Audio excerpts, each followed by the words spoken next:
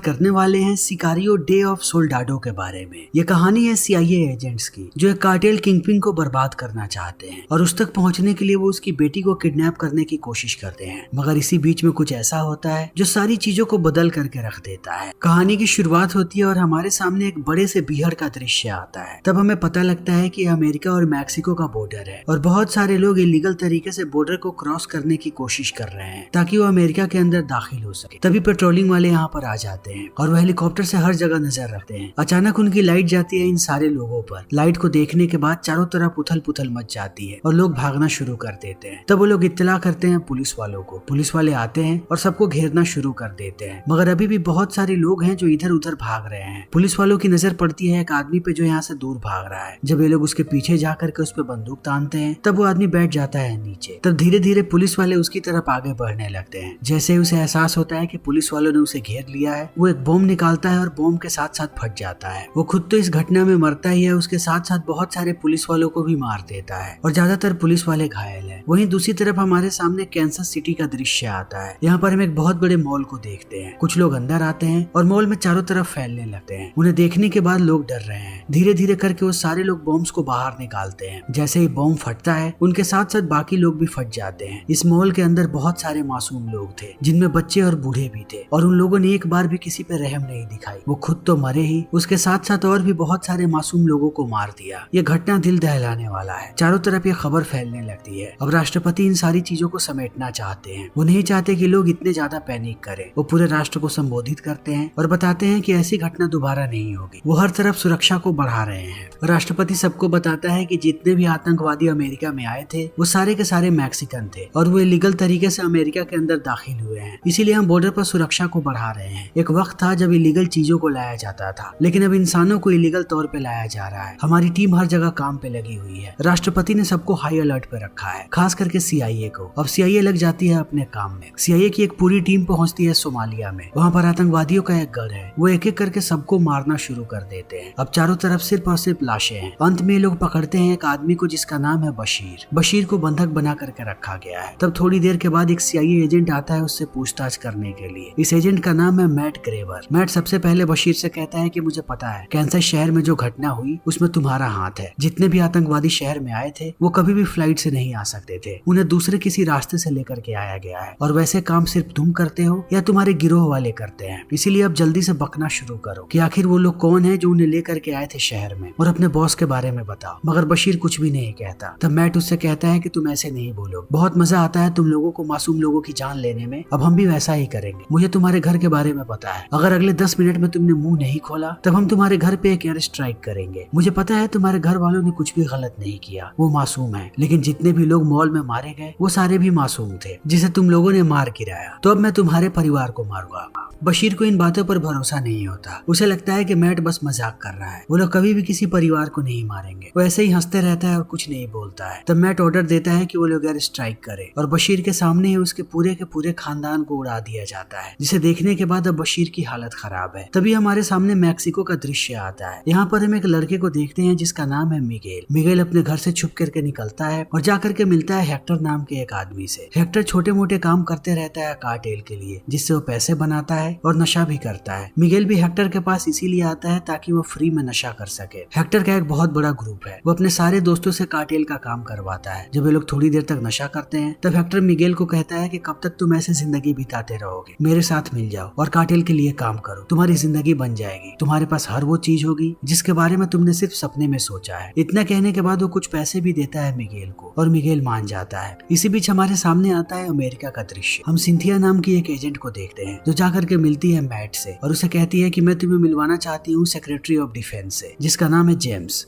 Mat भी मान जाता है। थोड़ी देर के बाद ये लोग पहुंचते हैं जेम्स के सामने। तब जेम्स एक लंबा चौड़ा भाषण देता है। यहाँ पर बहुत सारे लोगों की बैठक बैठी है। जेम्स कहता है कि अगर हम कार्टेल के पीछे गए तब हम उन्हें कभी भी खत्म नहीं कर पाएंगे। सालों से अमेरिका लगा हुआ है कि वो कार्टेल को खत्म कर दे, लेकिन अब तक हम उन्हें पूरी तरीके से खत्म नहीं कर पाए हैं। और जब तक कार्टेल है तब तक मैक्सिको में बुरे काम होते रहेंगे और इलीगल तरीके से लोग भी अमेरिका में आते रहेंगे। तो इसका बस एक ही रास्ता है कि हम कार्टेल वालों को आपस में लड़वाएं। लोहे को सिर्फ लोहा ही काटता है। अगर वो लोग आपस में लड़ेंगे तभी उनका नामो निशान मिट सकता है। जेम्स यहाँ पर 2 बहुत बड़े कार्टेल मेंबर्स का नाम लेता है। सबसे पहला नाम है मेटामोरोस, जिसने हर जगह आतंक मचा करके रखा है। अगर कोई भी उसके खिलाफ जाता है तब वो उसका नामो निशान मिटा देता है। लेकिन उसके टक्कर का दूसरा एक ही कार्टेल मेंबर है जिसका नाम है कार्लोस रेज। अगर इन दोनों की भिड़ंत हो गई तब इन दोनों में से कोई भी जिंदा नहीं बचेगा और इन्हें किसी भी तरीके से इन दोनों को लड़वाना है। जेम्स कहता है कि मेरे पास एक प्लान है। कार्लोस की एक बेटी है जिसका नाम है इजाबेल, जो उसे दुनिया में सबसे ज्यादा प्यारी है। हम उसे किडनैप करेंगे और किडनैप करने के बाद ऐसे जाहिर करेंगे कि मेटामोरोस ने उसे किडनैप किया है और यहाँ से लड़ाई की शुरुआत होगी और इस काम को अंजाम तुम्हें देना है। इन सारी बातों को सुनने के बाद मैट कहता है कि मैं यह काम करने के लिए तैयार हूँ, लेकिन जिस तरीके से मैं काम करता हूँ वो तरीका लोगों को पसंद नहीं आता। जब मेरा मिशन आधे पे पहुंचता है तब बहुत सारे लोग चले आते हैं इस बात को कहने के लिए कि मैंने गलत किया है बहुत सारे लोगों के साथ। तो इस मिशन को मैं तभी पूरा करूंगा जब मेरे काम में किसी तरीके की कोई भी बाधा नहीं आएगी। मैं अपने तरीके से सारी चीजों को निपटाऊंगा, चाहे वो किसी को गलत लगे या सही। ज्यादातर लोगों को यही लगता है कि मैं गलत कर रहा हूँ, यहाँ तक कि कभी कभी मुझे भी लगता है। इन सारी बातों को सुनने के बाद सारे लोग कहते हैं कि तुम्हें क्या लगता है, हमने तुम्हें यहाँ पर ऐसे ही बुलाया है? हमें तुम्हारे बारे में भली भांति सारी चीजें पता है, इसीलिए हम चाहते हैं कि इस मिशन को तुम अंजाम दो। सही और गलत को भूल जाओ, तुम्हारे रास्ते में कोई नहीं आएगा। मैट कहता है कि मैं तैयार हूँ, लेकिन अपनी पूरी टीम को मैं चुनूंगा क्योंकि मैं सिर्फ उनके साथ ही काम कर सकता हूँ और इस मिशन को अंजाम दे सकता हूँ। जेम्स मान जाता है। अब मैट अपनी टीम को इकट्ठा करना शुरू कर देता है। जब भी नाम कार्टेल का आता है तब मैट के दिमाग में सिर्फ और सिर्फ एक ही नाम आता है और वो नाम है एलेहांद्रो का, जो अब रिटायर हो चुका है और रिटायर होने के बाद वो कोलंबिया में रह रहा है। मैट सीधा पहुंचता है एलेहांद्रो के पास और उसे कहता है कि कार्टेल के खिलाफ हम सबसे बड़ा मिशन करने जा रहे हैं। अगर ये मिशन सक्सेसफुल रहा तो हम कार्टेल का नामो निशान मिटा देंगे और इस काम में मुझे तुम्हारी मदद चाहिए। एलेहांद्रो कार्टेल से नफरत करता है क्योंकि कार्टेल की वजह से ही उसका पूरा का पूरा परिवार मरा था और एलेहांद्रो ने अपना बदला पूरा भी किया, लेकिन अभी भी वो कार्टेल से नफरत करता है। जब मैट उसे पूरी प्लानिंग बताता है तब एलेहांद्रो कहता है कि मुझे पता है कि इस कहानी को कैसे अंजाम देना है। वो अपनी एक प्लानिंग करता है और कहता है कि सबसे पहले मैं मारूंगा मेटामोरोस के वकील को, तब उन्हें लगेगा कि ये काम करवाया है कार्लोस ने। मैट को भी ये प्लानिंग पसंद आती है। वो एलेहांद्रो को कहता है कि वो इस चीज को लीड करे। अगले दिन ये लोग उस जगह पे पहुंच जाते हैं जहाँ पर वो वकील आने वाला है। जैसे ही वो अपनी गाड़ी से बाहर आता है ये सारे लोग अंधाधुंध गोलियां चलाना शुरू कर देते हैं। तब वो वकील निकल करके भागने लगता है। भाग करके जब वो आधे रास्ते में जाता है तब उसका चश्मा गिर जाता है नीचे। अब एलेहांद्रो आता है बाहर और सबसे पहले गोली मारता है उसके पैर में। जब वो नीचे जमीन पे गिरा होता है तब वो उसे चश्मा ले जा करके देता है और अपना मास्क हटा करके कहता है कि मेरे चेहरे को देखो। जब वो उसके चेहरे को देख लेता है तब एलेहांद्रो उसे गोलियों से छल्ली करके निकल जाता है। अब हर तरफ ये बात फैल रही है कि आखिर कौन मरवा सकता है इस वकील को। सारे लोग एक ही बंदे का नाम लेते हैं और वो नाम है कार्लोस का, क्योंकि मेटामोरोस का एक ही दुश्मन है और वो है कार्लोस। यानी सबको लगता है कि अब लड़ाई की शुरुआत हो चुकी है। अगर कार्लोस ने कुछ हमला किया है यानी अब मेटामोरोस भी हमला करेगा और इसी चीज का CIA इंतजार कर रही थी। मैट को जब ये खबर पता लगती है वो समझ जाता है कि लोहा गर्म है, अब उन्हें हथौड़ा मार देना चाहिए। यही सही समय है जब वो लोग इजाबेल को किडनैप करेंगे, क्योंकि अगर अभी इजाबेल किडनैप हुई तब कार्लोस को यही लगेगा कि मेटामोरोस ने किडनैप करवाया है उसकी बेटी को। अब मैट अपनी टीम को लेकर के निकल जाता है। दूसरी तरफ हमारे सामने इजाबेल के स्कूल का दृश्य आता है जहाँ पर वो एक लड़की को बड़ी ही बेरहमी से पीट रही है। लोग उसे रोक भी नहीं पा रहे हैं। थोड़ी देर के बाद उसे पेश किया जाता है प्रिंसिपल के ऑफिस में। प्रिंसिपल उसे कहता है कि तुमने उस लड़की को इतनी बेरहमी से क्यों मारा? तब इजाबेल कहती है क्योंकि वो लड़की मुझे गालियां दे रही थी। उसने मुझे कहा कि मैं नशे का व्यापार करती हूँ और उसी व्यापार के कारण मैं पैदा हुई हूँ। प्रिंसिपल भी कुछ नहीं बोलता और इजाबेल जाने लगती है बाहर। बाहर आने के बाद वो बैठ जाती है अपनी गाड़ी में। जैसे ये लोग थोड़ी दूरी पे जाते हैं इनके फोन का नेटवर्क गायब होने लगता है। इजाबेला जो टैब यूज कर रही थी उसमें भी नेटवर्क नहीं है। सिक्योरिटी वाले समझ जाते हैं कि कुछ गड़बड़ है। सब एक ही बात कहते हैं कि जितनी जल्दी हो सके यहाँ से कार को निकालो। तभी आगे वाली कार ब्लास्ट हो जाती है और ये लोग अपनी गाड़ी को रोक देते हैं। तब पीछे से आकर के एक कार ठोक देती है इनके कार को। मैट के ग्रुप वाले टूट पड़ते हैं उस कार पे। वो बाकी लोगों को मारते हैं और इजाबेल को लेकर के चले जाते हैं कार में। लेकिन कार के अंदर बैठाते ही वो उसके चेहरे पर मास्क लगा देते हैं ताकि वो इनके चेहरे को ना देख सके। मगर इन लोगों ने एक बॉडीगार्ड को जिंदा छोड़ दिया है। उसे वो लोग कार के दरवाजे से बांधते हैं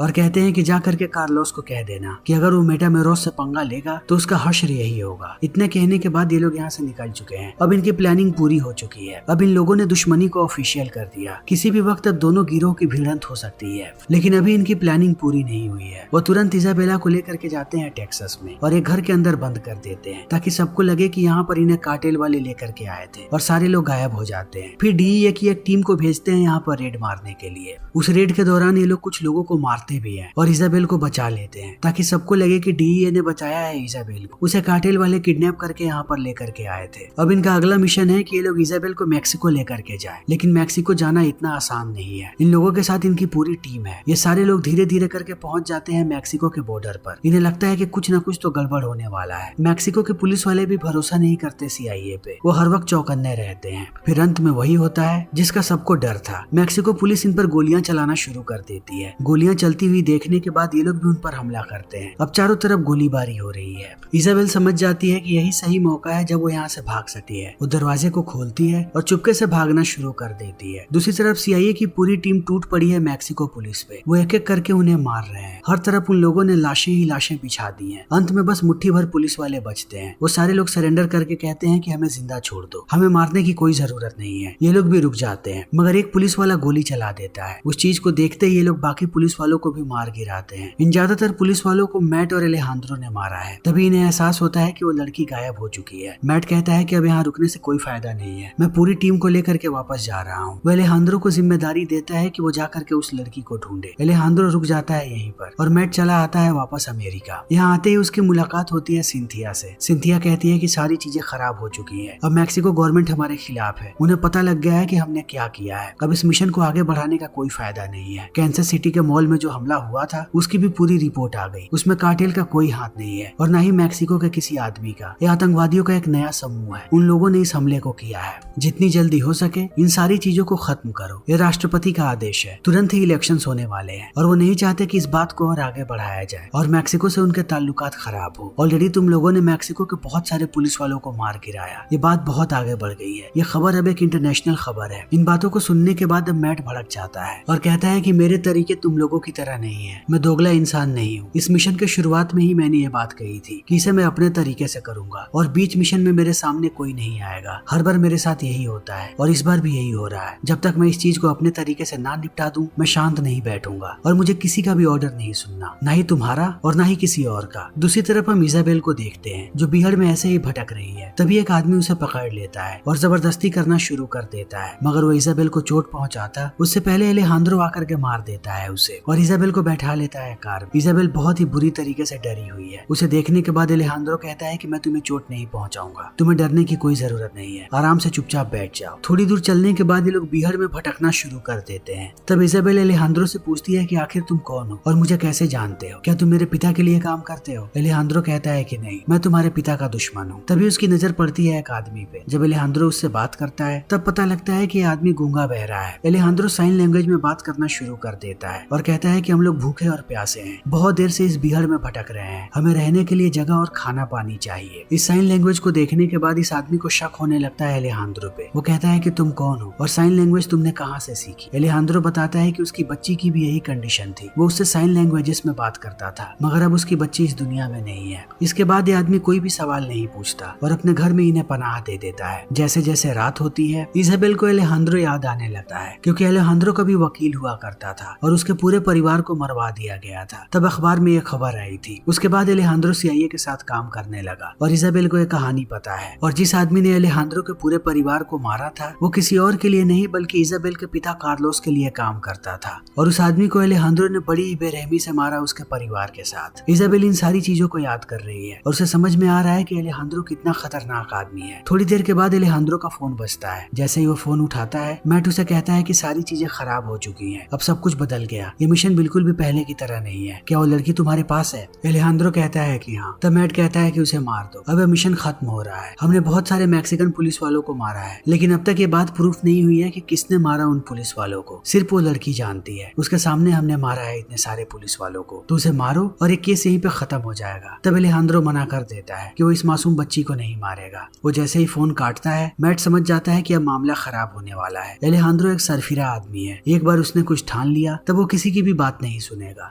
दूसरी तरफ एलेहांद्रो भी समझ जाता है कि मैट चुप नहीं बैठेगा, अपनी इमेज को बचाए रखने के लिए वो लोग कुछ भी कर सकते हैं। वो तुरंत एक ट्रांसमीटर लगा देता है इजाबेल के जूते में ताकि अगर वो कहीं गायब भी हो जाए तब भी वो उसे ढूंढ पाए। दूसरी तरफ मैट ने अपने पूरे टीम को तैयार कर लिया है और सबको एक ही इंस्ट्रक्शन दिया है कि जहाँ भी वो लड़की और एलेहांद्रो दिखे उन्हें गोलियों से वो लोग छल्ली करके रख दें। दूसरी तरफ एलेहांद्रो भी अपनी तैयारी में है। वो इजाबेल का हुलिया बदलता है और निश्चय करता है कि इलीगल तरीके से वो उसे मैक्सिको भेज देगा। ये लोग बैठ जाते हैं एक मिनी वैन में और जाने लगते हैं, मगर इजाबेल कार्लोस की बेटी है, उसके चेहरे से हर एक गुंडा वाकिफ है। जब ये लोग थोड़ा आगे जाते हैं तभी एक आदमी पहचान जाता है इजाबेल को और जाकर के बता देता है अपने बॉस को। तब उसका बॉस आता है और इन पे बंदूक तान देता है और एलेहांद्रो को कहता है कि हमारे हाथ सोने की चिड़िया लगी है, इसके बदले इसका बाप कुछ भी दे देगा, एक ही झटके में हम माला माल हो जाएंगे। ये लोग एलेहांद्रो को बंधक बना लेते हैं और इजाबेल को भी। भी एलेहांद्रो को लेकर के आते हैं बाहर। इन लोगों ने अपने ग्रुप में नए नए लड़कों को शामिल किया है। एक लड़के के हाथ में बंदूक देकर के कहते हैं कि वो एलेहांद्रो को मार दे, मगर ये लड़का गोली नहीं चलाना चाहता। तब उसका बॉस गुस्से में इसी लड़के को मार देता है। अब बारी आती है मिगेल की। ये लोग मिगेल के हाथ में बंदूक देकर के कहते हैं कि वो एलेहांद्रो को मारे। मिगेल को पता है कि अगर उसने गोली नहीं चलाई तो उसका भी वही अंजाम होगा जो उस लड़के का हुआ। तब वो गोली चला देता है और गोली जाकर के लगती है एलेहांद्रो के चीक पे। वो गिर जाता है नीचे। सबको लगता है कि वो मर गया। सारे यहाँ से जाने लगते हैं। दूसरी तरफ मैट इन सारी चीजों को ऊपर से देख रहा है। वो इंतजार कर रहा है कि ये सारे लोग खुले रास्ते में आए, तब वो लोग हमला करेंगे। मिगेल को सारे लोग बधाई देते हैं, मगर अब मिगेल ने निश्चय किया है कि वो इस दुनिया को छोड़ देगा। वो इस काम के लिए नहीं बना। दूसरी तरफ गैंग वाले जैसे ही इजाबेल को लेकर के आगे आते हैं, मैट की पूरी टीम उन पर हमला कर देती है। वो लोग एक बार भी नहीं सोचते इन्हें मारने से पहले और हर तरफ लाशें बिछा देते हैं, मगर मैट ने अभी भी इजाबेल को जिंदा रखा है। वो उसे उठाता है और कहता है कि मैं इसे अमेरिका वापस लेकर के जाऊंगा। हम इसे विटनेस प्रोटेक्शन प्रोग्राम में रखेंगे। जैसे ये लोग निकलते हैं, दूसरी तरफ हम एलेहांद्रो को देखते हैं जो अभी भी जिंदा है, लेकिन बहुत ही बुरी तरीके से घायल हो चुका है। वो बगल वाली लाश की मदद से अपने हाथ को खोलता है और चला आता है आगे एक कार के पास। वहाँ आने के बाद वो हथियार लेता है और गाड़ी को लेकर के आगे बढ़ने लगता है, मगर गैंग के कुछ मेंबर्स ने उसे देख लिया है। वो जैसे जैसे आगे जाता है, वो लोग कार लेकर के चले आते हैं उसके पास, उस पर गोलियां चलाने के लिए, मगर उससे पहले वो ग्रेनेड फेंक देता है उनकी कार पे। पूरी की पूरी गाड़ी ब्लास्ट हो जाती है और वो दो लोग मारे जाते हैं। धीरे धीरे एलेहांद्रो देख भी नहीं पा रहा कि आगे रास्ता कहाँ तक है। वो बेहोश होता है और उसकी गाड़ी जाकर के टकरा जाती है बैरियर से। अब समय ऐसे ही बीतने लगता है। 1 साल का वक्त बीत चुका है। हमारे सामने मैक्सिको के एक मॉल का दृश्य आता है। यहाँ पर हम देखते हैं मिगेल को। मिगेल ने अपने पूरे शरीर पर टैटू बनवा करके रखा है और वो काम करता है इसी मॉल में। वो जैसे ही एक दुकान के अंदर आता है, वो देखता है कि एलेहांद्रो उसके सामने है। मिगेल एलेहांद्रो को नहीं पहचानता, क्योंकि जब उसने गोली चलाई थी एलेहांद्रो के चेहरे पर मास्क लगा था। एलेहांद्रो मिगेल को पूरी बात बताता है कि वो कौन है। तब मिगेल डर जाता है। एलेहांद्रो कहता है कि तुम्हें डरने की कोई जरूरत नहीं है, मैं यहाँ पर तुम्हारी मदद करने आया हूँ। मैं तुम्हें एक सिकारियो बनाऊंगा, यानी कि हिटमैन। एलेहांद्रो के इतना कहते ही ये फिल्म यहीं पर खत्म हो जाती है। तो दोस्तों, हमारी आज की ये वीडियो यहीं पर खत्म होती है। अगर आपको हमारी ये वीडियो पसंद आई हो तो इसे लाइक करें, शेयर करें और चैनल को सब्सक्राइब करें। Thank you.